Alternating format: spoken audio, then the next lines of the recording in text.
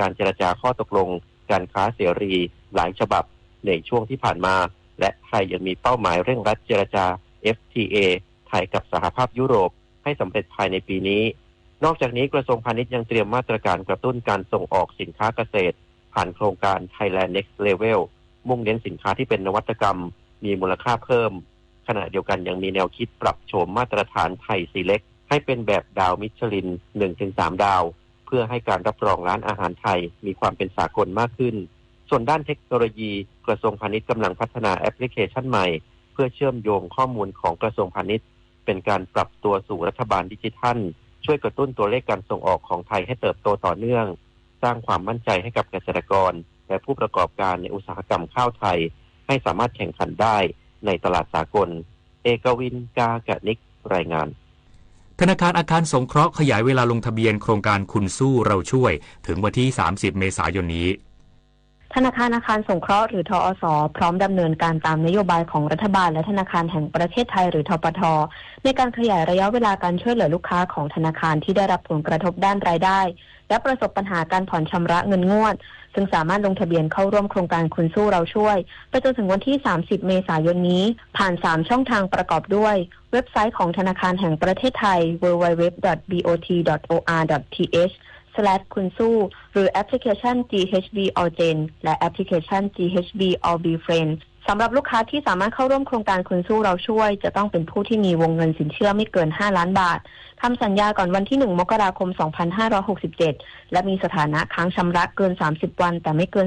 365 วัน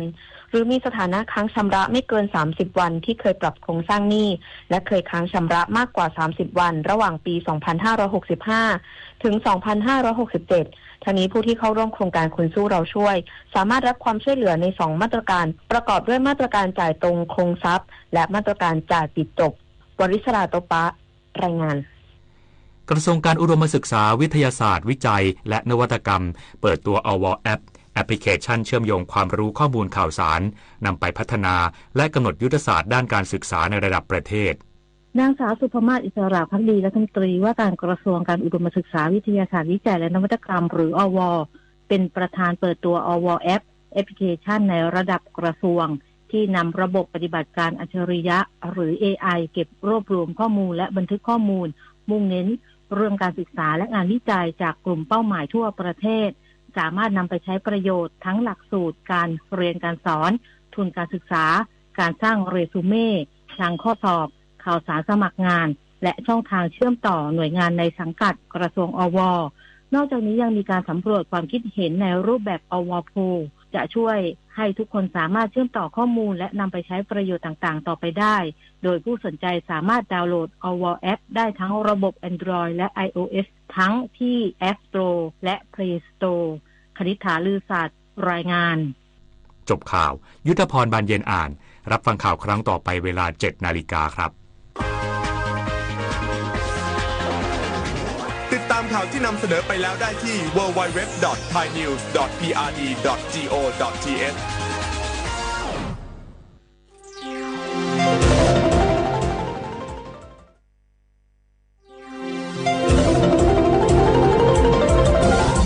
วิทยุแห่งประเทศไทย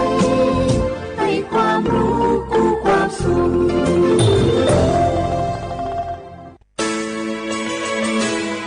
สถานีวิทยุกระจายเสียงแห่งประเทศไทยจังหวัดเชียงใหม่ AM 1476 กิโลเฮิรตซ์สถานีวิทยุภาคภาษาชาติพันธุ์แห่งเดียวในประเทศไทยที่มีความทันสมัยเชื่อถือได้สร้างอัตลักษณ์กลุ่มชาติพันธุ์สู่สากลติดขัดเรื่องการรักษาไม่รู้จะใช้สิทธิบัตรทองยังไงไปที่ไหนได้บ้างต้องการร้องเรียนร้องทุกข์มีคำถามมากมายเกี่ยวกับการใช้สิทธิบัตรทองสอบถามได้ที่สายด่วนสปสช1330โทรฟรี24ชั่วโมงตอบทุกคำถามให้คุณรู้ทุกเรื่องเพื่อไม่พลาดทุกสิทธิการรักษา ข่าวดีของคนที่ใช้สิทธิบัตรทองหรือบัตร30 บาทเมื่อเจ็บป่วยเล็กน้อยใน16อาการเพียงยื่นบัตรประชาชนก็รับยาได้ที่ร้านยาใกล้บ้านที่มีสติ๊กเกอร์ร้านยาคุณภาพของฉันให้บริการดูแลอาการเจ็บป่วยเล็กน้อยจะปวดหัวปวดข้อเจ็บกล้ามเนื้อมีไข้ไอเจ็บคอปวดท้องเสียหรือผดผื่นคันเข้ารับบริการที่ร้านยาได้แล้วเภสัชกรจะคัดกรองอาการเบื้องต้นรับยารักษาตามอาการไม่เสียค่าใช้จ่ายใดๆสอบถามเพิ่มเติมสายด่วนสปสช1330บรรยากาศมาพี่ชนแม่วันนี้ปาร์ตี้กันให้สุดๆกันไปเลยจัดไปไหมเมาไหมครับ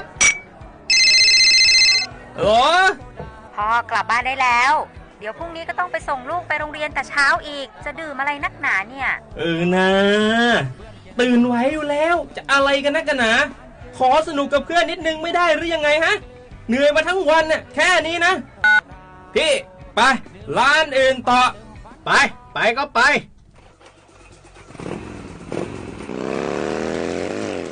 เฮ้ยพี่ทำไมรถคันนี้มันขับช้าอย่างไรเนี่ยแซงไปเถอะแซงเลยแซง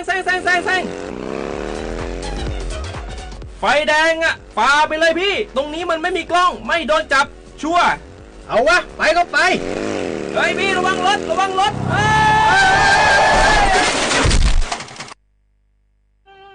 บนท้องถนนการตัดสินใจพลาดเพียงครั้งเดียวอาจหมายถึงความสูญเสียอย่าให้ความสนุกเพียงชั่วครู่กลายเป็นความเศร้าชั่วชีวิตด้วยความปรารถนาดีจากสำนักประชาสัมพันธ์เขต 3 กรมประชาสัมพันธ์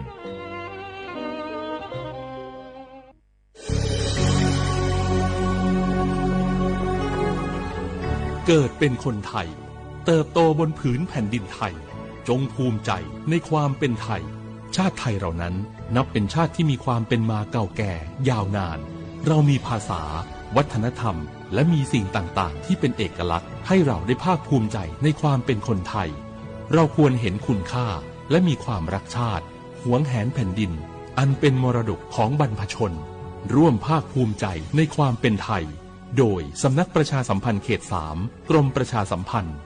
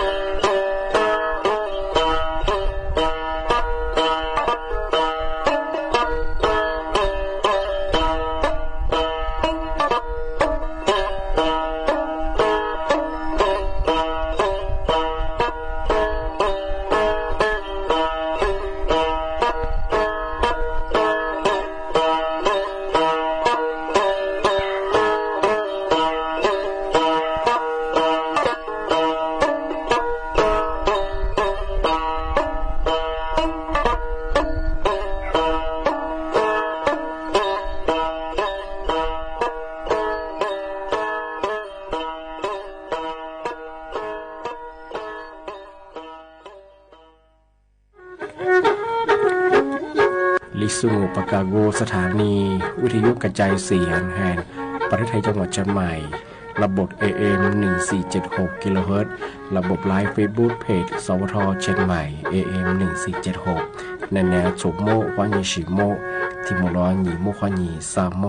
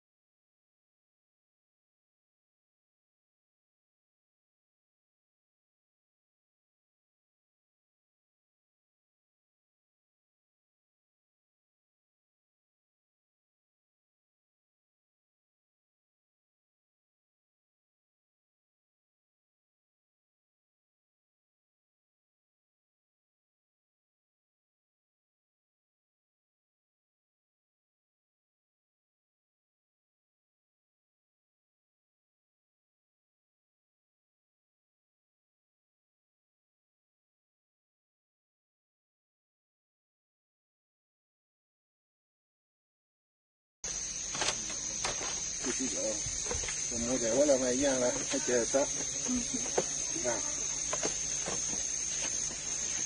ดีมากเลยกว่าทุกอย่าง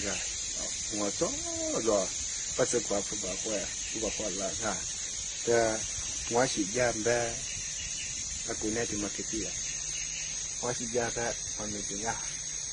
อากูนุข้อจีนี่แบบมีเยอะเหรอแต่เมื่อไรถักคนนึงนี่มีเยอะมาข้ออยู่ง่า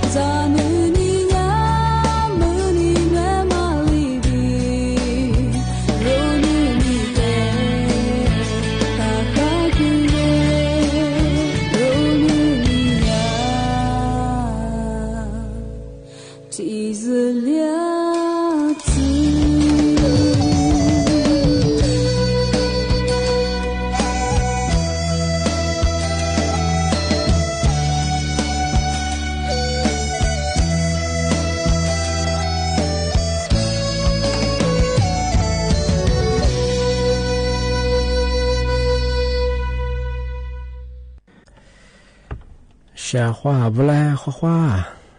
你呢宠物欢迎节目我历史我都知道话不了啊我小话不他วิทยุ欢迎的那家说来说对说的和ถือว่าเลยถือว่าเราไงมาแล้วคือข้อความที่เรียบฝรั่ง我历史我ประกาศ我บรรยาทาจิ้นหมายสถานีวิทยุกระจายเสียงแห่งประเทศไทยจังหวัดเชียงใหม่วันดาที่ว่าวิทยุโดยจะมายีระบบยา AM ยีความถี่งบรรยาที่ตัวลิฮาชิตสึโชคือกว่าโดยจัดที่นี้ทาฟิสบูว่าไลยังไงยิบเพว่าคือสวทเชียงใหม่ AM 1476กิโลเฮิรตซ์ที่ได้ไลอย่างงอกนี่มีที่ยังงอไม่ยาลิสูบางไม่ยาที่หานี่จะเฮนี่นี่มีที่ยังว่าคือโทลานี่ยี่โคนี่ตัวนี่จังหวะโคที่ไม่ยาไทยบางไม่ยานี่หานี่จังหวะนี่ไงนี่มีที่ยังว่าคือวันอังคารที่25เดือนกุมภาพันธ์พ.ศ. 2568ที่กรมงที่นี้ที่มาเทเชอร์นี่เนี่ยเสียความแรงมีหินลุยหินจากวัวแต่ทำมาปีมาที่เรียกจึงช่องภาษากรมอุตุนิยมวิทยาที่มือถ้าบอกว่ากว่าชิสุกูนิสุเตนิสุจันเตยฝรั่งมันจะ你这里你这话你这做你你这里不和没的你อะไรบางคนนี่เมเจแสดงออกวันนี้บางคนเอาผ้าเหนือแต่พวกเขามีฮิโลฮาเหมือนฮาเลียมาหัวสุดเชื่อมาที่เรียกว่าบุรุษอาจจะว่าว่าเชื่อความว่าเธอนี่มีความยิ่งแสดงวันนี้สง่าอามาคือด้วยบางคนส่วนใหญ่ฝ่ายราชการบางคนมีฮิโลฮาเหมือนฮาขึ้นเรียบางอาจจะบางคนมีเฮียก็เยอะว่ามุกุเปียวว่าkapag kami sumagot aja berdengar makanya antaranya mi cesing aja isuma coba mi hilo haja mugupe bahwa aja wala pilih bahwa maka antaranya sepenga artinya lo sisungo benyanga piwa maha ke paliang benyanga lo yimu jam ke tetanya singa artinya lega mutasih kai singa apa maha ke paliang bahwa atau fina ke te pelangaพระบังคับว่าสู้เราครับว่าโมชิงไงปีความเหมือนฮันเลียคือยิ่งมั่วบังคับว่าตุ่มพระบังคับจะอุบัติเหตุงอหลุดจุดหลอกเขามาคือนะไอ้บังคับจะของงามาคือหลุดเชื่อบังคับสู้เชื่อของงาอาจจะมีฮิโรฮาก็พอจุดบังคับหลุดเชื่อนัดสับกิเลบังคับงาว่าจะบ่าวอาจจะคนไหนนี่อาจจะมีฮิโรฮาอยู่มาแต่นี่คือตัวความเชื่อของงาที่มาบังคับยาบางคนอย่างเดียวปีความมีฮิโรฮาอยู่ว่าว่าสิเชียบะเหมือนฮันเรียกว่าสุดจิตเจียประเทศจามันเจที่วันจะบาสูป้ายเนี่ยแล้วมาไงประเทศจะมาถ่ายยี่บะชิงงานมาเคยจ้าไปความมือห้าขึ้นเลยมีฮิโรฮาอยู่บะเหอาจจะยี่ป้ายบิดที่เรามาเคยเวลาบิดที่เราหน้าคือหน้าชิงงานอาจจะเอาสุดจิตเจียก็จะบะเหจ้าสุดจิตหลักกาปักโคเลยบางไงสุดบิดละเหเวลาบิดที่เราบางไงบะเหมาเคยแล้วมาเล่าว่ายังไงที่นี่มีความอย่างคือวันยันสังไม่อยากกรงอุตุนิยมวิทยาที่ประกาศแจ้งเตือนฝรั่งที่นี้ที่มาเทเชอร์ว่าเชื่อว่าที่มาปีมาซึ่งจริงใช่ไหมบ่ที่ยิโกไฟฟ้ามั้งมาสาที่บุหรี่ไฟฟ้ามันก็คือยิโกไฟฟ้ามายุบคือว่าโดนลิมอฮิชิไงยึดถูกมาคือว่าโดนลิมอฮิชินี่ที่เรียกว่าจ้าชิไงมีอย่างงี้ก็ไม่จะทำมาคือว่าคือมีมาที่ว่าจันเนี่ยที่ว่าเยาวชนที่ว่าไงว่าอยู่วุโสอายุชิโซมีอย่างงี้คือจะจันเนี่ยจะเยาวชนมีอย่างไงที่บุหรี่ไฟฟ้าโดนลิมอมังที่บางคนไม่จะเตือนฝรั่งบางคนไม่จะบุหรี่ไฟฟ้ามันจะคือ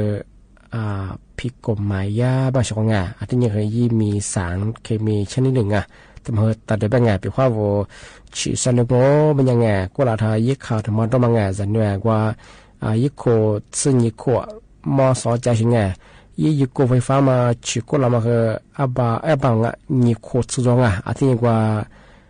ดึงน้ำใบกระทอดมาไงเจดูเป็นยังคือกันยังแบบที่นี่แบบยี่ชาหัมดังเหมือนเรากันยังคือพิลแบบว่ายิ่งมาคือเตะๆกันไปคือชาหันดาบายาคู่ผ่าเข้ามาคือจะคู่ยาวยิ่งสุขที่ไง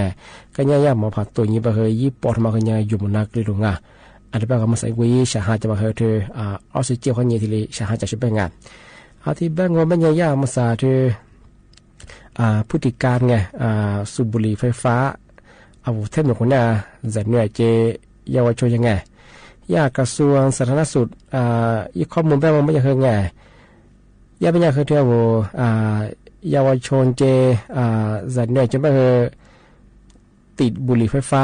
คือมีอะไรบ้างไงเอาเทมหนุคนน่ะไงว่าร้อยละพันแบงก์มันยังเฮอ21สูงอ่ะยุชิสุบะเฮอ18.6 ไงมาเฮอที่นี่ติดกันถือว่าบะเฮอบุหรี่ไฟฟ้ามันยังตะกี้มาอันตรายไปเห็นว่ายุโกยุปอเชิงที่สัญญาตะกี้มาอันตรายแบบส่วนนี้ชิสุเนี่ยคือ50.2 ไงร้อยละไงที่ถึงบางมันยังยุโกไฟฟ้ามันยังเอาเชื่อเนี่ยอยู่เนี่ยคือมาพิกไม้แบบส่วนนี้ที่นี่ชิสุอยู่สุบะเฮอร้อยละ 23.28 ไงที่นี่ปัจจุบันมันยังไงคือยุคนี้ตัวเนี่ยชดเชยสิโคมาสาววัดไงเยาวชนที่ยุคไฟฟ้ามาชิสุยี่แม่สุที่นี่กว่าปออาเซนไงกลิซุงมันยังที่เฮียวัดสะจัวบุตรไงมาคือในปี2567ไงก็เรามาที่โคมาจากงานเพื่อว่าจะเนี่ยจะโดยเยาวชนยังไงที่บุหรี่ไฟฟ้าข้อนี้ฉีดชุมยาสุดแบบยี่ว่ายี่จุดแบบยี่ปอคือเบียมันไงปออาศัยมาคือเนี่ยจะเนี่ยคือลัทธิเฮียวัดสติลิจอบางงานมาคือยี่ข้อมูลทำงานที่บ้างมันยังเมื่อสาวรัฐบาลคือไงย่าแจ้งให้หน่วยงานบอกว่าที่เกี่ยวข้องสุดคือไงแบงค์คือทำมามีความหยาบเป็นไงยี่วุสุมแบบยี่ฉีสุมแบบว่ายี่ผลิตสุมแบบงานที่แบงค์มันยังมาคือยี่วุสุที่ยี่ชาสุจริงปีว่าพอสมมุติว่ามาคือจำคุกไม่เกิน3 ปีไงปรับไม่เกิน600,000 บาทบ้างโชว์แสนโคจรไงมันก็จะคือโคจะโคบิบ้างไงที่ยังไม่เคยว่ายี่แต่เดี๋ยวเราสู้ผู้ที่นั่งเข้าไงยี่แต่เดี๋ยวเราสู้เป็นยาละวันโทษจำคุกไม่เกิน10 ขวบไม่หรอกไงที่ยังคือปรับไม่เกิน5 เท่าไงของราคาไม่ใช่ไงจากไงทำไมว่ายี่ขวบแต่เดี๋ยวเราสู้ก็ยังมาคือเนี่ย10 ขวบเบี้ยงที่นี่กว่ายี่วุสุงมันจะ3 ขวบเบี้ยปนไงที่นี่คือโคจามาคือโชว์แสนโคจาง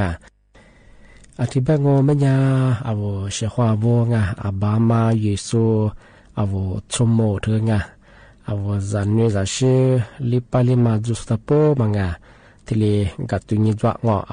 จันนี่มันสามารถบุหรี่ไฟฟ้าแต่ละนี้ฉีดจังไงมาคือแต่กัดตุนิจวะจากพามังพอฉีดหัวเรามันจะแบบน่ะนี่สักคนฉีดยังก็จะที่นี่ที่นี่พันนาลาแบบยี่ปอคือเบียวอยู่มันจะเกลียคือบางมาอยู่ส่วนบางอย่างนี่มาซะมาเปียงที่แบบมาเป็นละจังไงมาเกลียจะคือ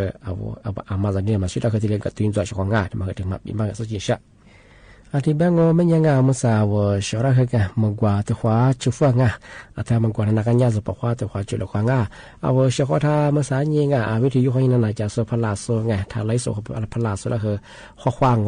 ชาวของมาเลยอะไรตัวใหญ่นั่นจะบ่คือที่ถ้าไทยพระชง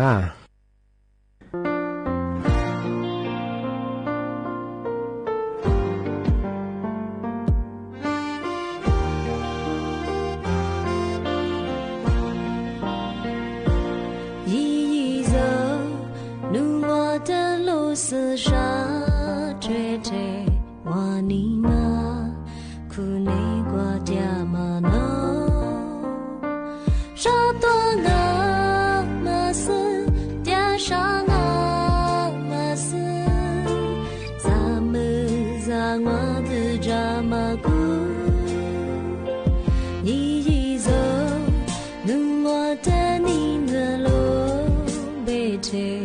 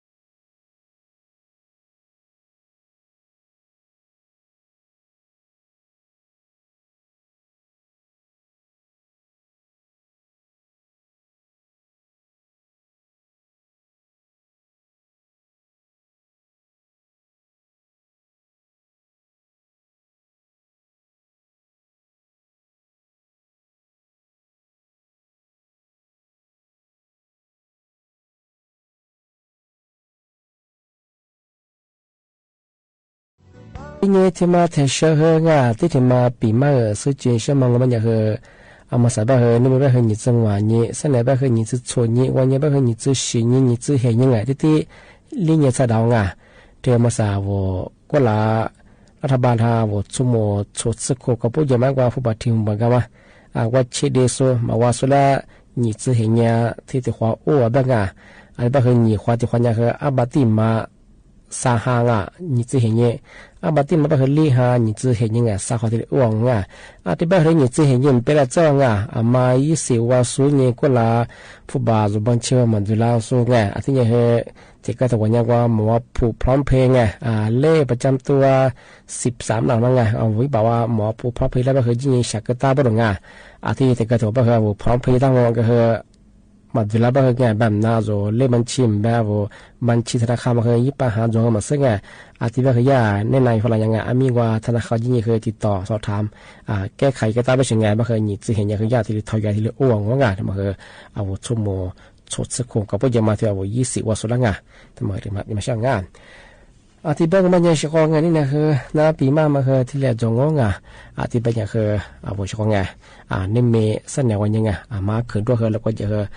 ละมาละวันยังไงที่ยากรุงอุตุนิยมวิทยาไปช่วยไงนี่จะ另一环境你这从你这个判的不和米黑罗哈绝嘛或是绝嘛不股票嘛，ที่เลยจบไปไง不和ว่าคือรู้สึกคือมาคือแต่ฝรั่งที่บางมันเนี่ยจ้าที่มุลังนี่มั่วความนี่สามวันถูกข้อมูลแหละความชอบนี่นะว่าชอบรับปีมาคือที่เลยจงชอบว่าชอบทำวิธีนั้นจะสู้ไล่สู้ตีสุดคือบุ้มรายการลิสงปากกากุบะเฮนี่เนี่ยท่าจิ้มหมายสถานีวิทยุกระจายเสียงแฮนประเทศไทยจังหวัดเชียงใหม่วันดังอาทิตย์ทางฟิบวันไลค์กันมายี่เพไปคือสวทเชียงใหม่ AM 1476กิโลเฮิรตซ์อันนี้ไปคือจ้าที่หมดละหนีเมื่อวานยี่3 เมื่อวานเดี๋ยวความหมดละความนี่ไหนไปคือว่าช็อกโกแลตปีมาคือที่แหลมจงข้อสวัสดีครับ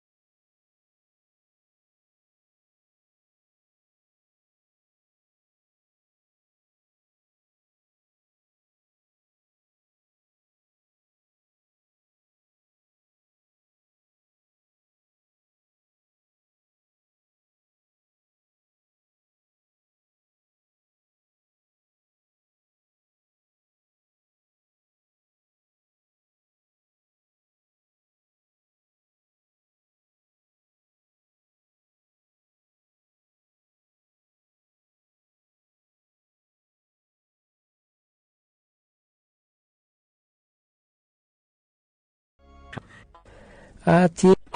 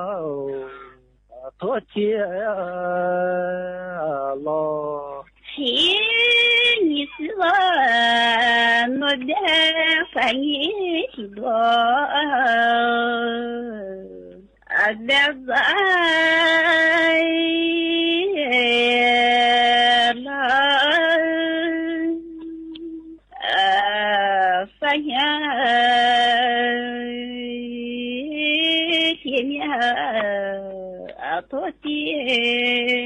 了，我姐姐你生，我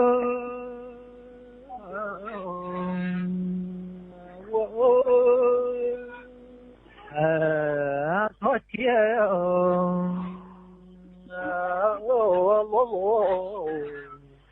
发花我。嘿，你是我诺的在么子？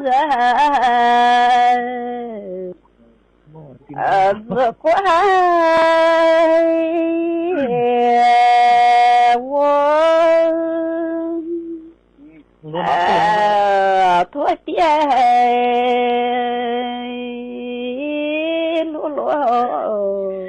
哎呀怪我。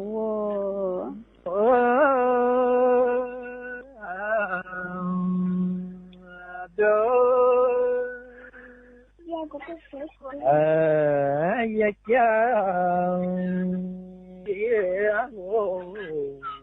我们呀的心我的那我听我的这个呀过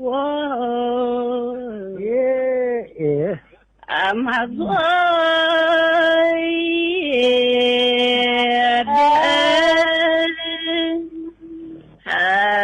呀家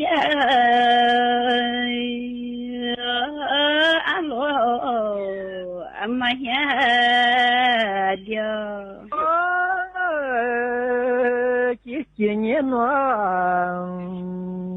我们你的自家也过，阿里啦，阿里。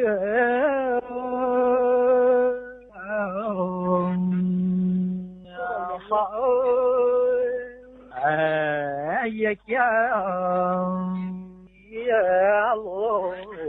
你我，我的那你和这个不和还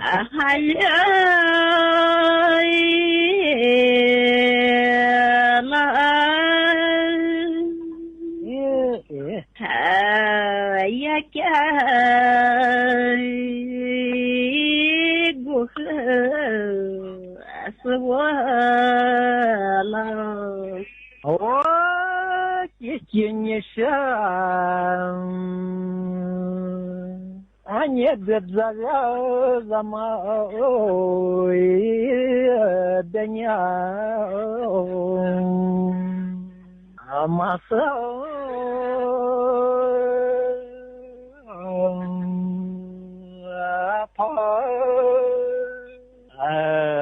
我们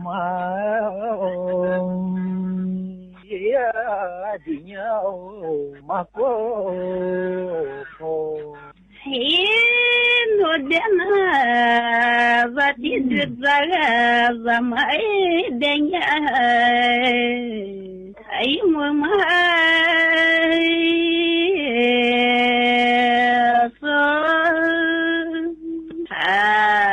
怎么的呀？马过跑，我姐姐你们这时候自家也不忙，子他。也叫也不毛，子他的。我的那你和这个不嘛子他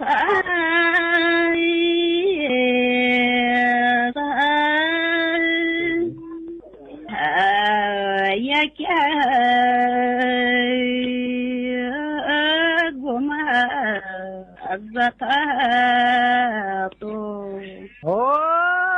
姐姐你生，但是和么么之间，不是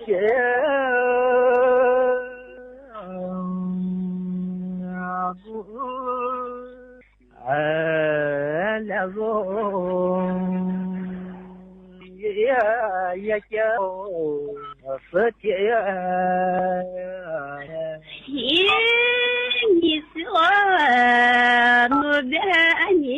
自己不天我两个撒家不天呢我今年上，这么年你是的年，我的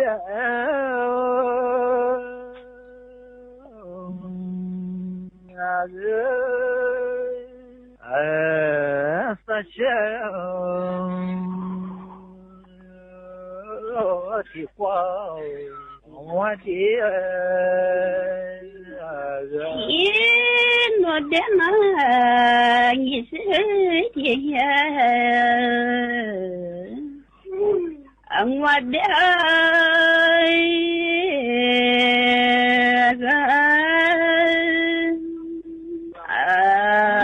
发小的瓜，我的。我今年上，你什么做普罗过吗？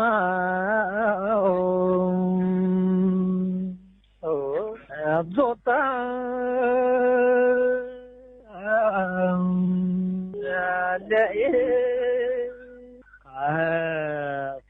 是路。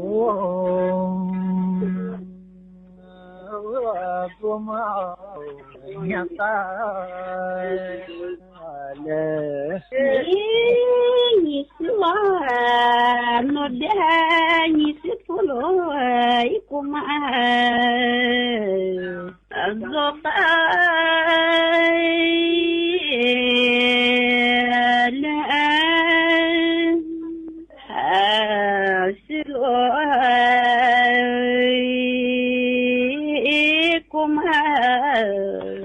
呀吧